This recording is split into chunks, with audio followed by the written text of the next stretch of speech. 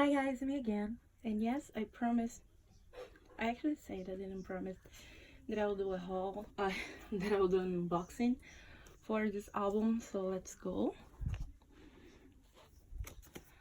Mine isn't pre-order or first press, so it doesn't come with the photo cards and stuff.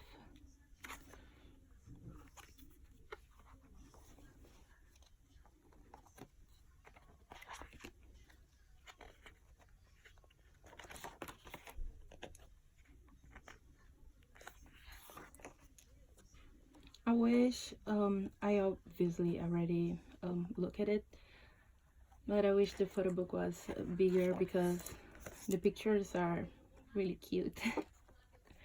Like, they're pretty and yep.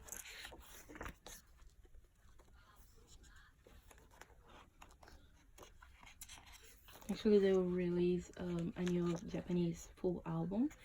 I guess there are 16 songs, not sure.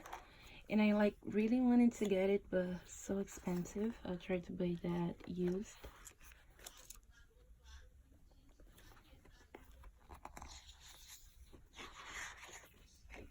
Yes, I got some mark in here because of the bracelets I wear.